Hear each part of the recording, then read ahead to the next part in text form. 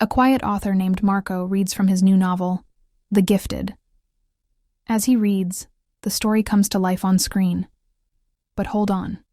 This isn't just a straightforward tale. Everything you're about to hear has a massive twist waiting at the end. We flash back to two young girls at an entrance exam for a strict school. Zoe is a rich, multiracial mestiza girl, overweight, loud, aggressive, but incredibly smart. She's the only daughter of a wealthy family. Aika is the opposite, poor, plain-looking with thick glasses, acne, bushy eyebrows, buck teeth, and an oversized nose. But her brain? Pure genius. Both ace the exam with sky-high scores, yet they're rejected. Why? The school says they're too advanced, or perhaps too unconventional. Instead, they're enrolled in the prestigious St. Therese of Avila, a Catholic school for the elite. In religion class, Zoe boldly questions the story of creation and praises the Big Bang Theory, shocking the nun and classmates. She's labeled a troublemaker. The next day, Aika has an embarrassing accident during music class. She accidentally defecates in her seat from nerves. The whole class laughs and mocks her. Suddenly, both girls are total outcasts.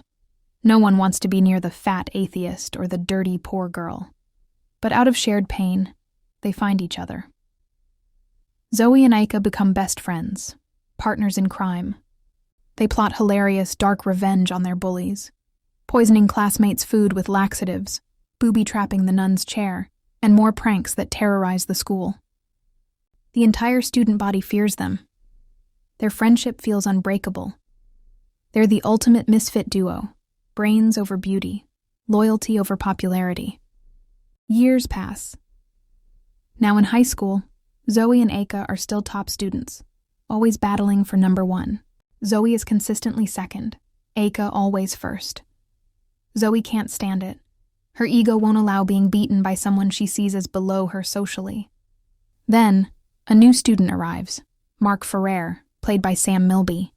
He's a handsome, athletic guy, popular, charming, but not the brightest. He doesn't care about grades. He cares about fun. Aika falls hard for him instantly. Zoe sees an opportunity. Jealous of Aika's academic dominance and now her crush, Zoe hatches a sinister plan.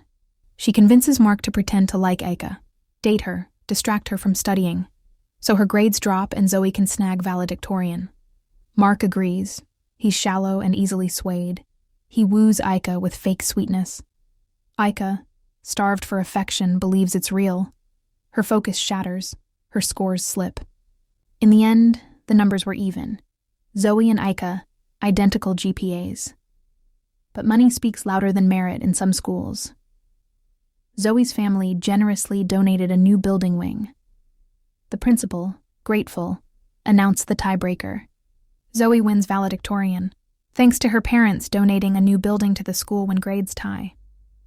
At graduation dinner, Aika confronts Zoe about the unfairness. Zoe mocks her with a gift, a toilet seat. Aika gives Zoe laxative pills and mayonnaise as revenge. Their friendship ends in tears and bitterness. The mission was complete. Aika's focus had shattered like glass under the weight of fake promises. Her grades? Ruined. Zoe's crown? Secured. Mark's job? Done. Time to drop the act. No mercy, no lingering guilt. Just clean disposal. Aika graduates summa cum laude in mathematics from Ateneo, proving her genius endures. Zoe studies neuroscience at Princeton, also summa cum laude. Zoe undergoes extensive plastic surgery, liposuction and skin treatments, and emerges as a stunning, glamorous woman. So Zoe is in full glow-up mode. Aika does the same, fixes her teeth, nose job, clears her skin, and reshapes her features. So, Aika transforms into a model-like beauty. Years later, both became successful models and public figures in the Philippines. When they learn of each other's success, old jealousy reignites. Zoe bumps into Mark again. He's now literate, educated in the US, and still handsome. Zoe strikes a new deal. Seduce Aika again, make her fall in love, then dump her publicly. In return, Zoe will date him. Mark agrees, greed and lingering attraction. He accidentally reunites with Aika during a tutorial session. Sparks fly again. This time, Mark starts feeling real guilt. He actually begins to care for Aika. He breaks the deal with Zoe and chooses genuine love. Zoe is furious. Her plan failed. At a high school reunion, she plays an animated video humiliating Aika, recreating her childhood defecation incident for everyone to see. The crowd laughs. Aika is devastated. Aika storms to Zoe's mansion for confrontation. Zoe has turned her home into a death trap. Booby traps everywhere. Shotguns, falling objects, drowning setups. It's over-the-top dark comedy. A chaotic chase ensues. Zoe tries to kill Aika multiple times. Gunshots, near drownings, poison. Aika fights back cleverly, using her math genius mind to predict and avoid traps. In the climax, Zoe corners Aika and points a gun. Aika runs, straight into Mark, who shields her. The bullet hits Mark's face, scarring him. Zoe's parents rush in, horrified.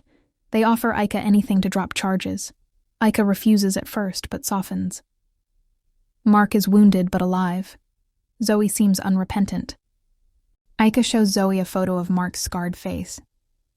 Zoe finally breaks down in tears, realizing the cost of her jealousy.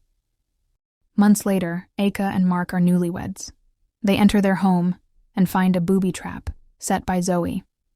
But it's not deadly. It's a heartfelt apology. A framed photo of young Zoe and Aika from high school, happy together.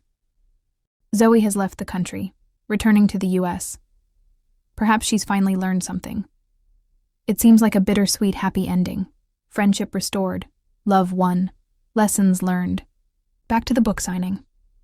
Marco Yuzun finishes reading. He signs copies and heads to the parking lot. Their real names? Micah, Aika, and Joey, Zoe. They reveal the shocking truth. Marco's book is fiction, a revenge fantasy. Marco was their classmate since elementary, always third place behind them. Joey and Micah were always best friends, real friends, who supported each other. Marco, bitter about being forever number 3, wrote this twisted novel to humiliate them. The biggest twist is realizing you've been the villain in someone else's story all along. If you enjoyed this deep dive, please like, subscribe, and comment on your favorite scene.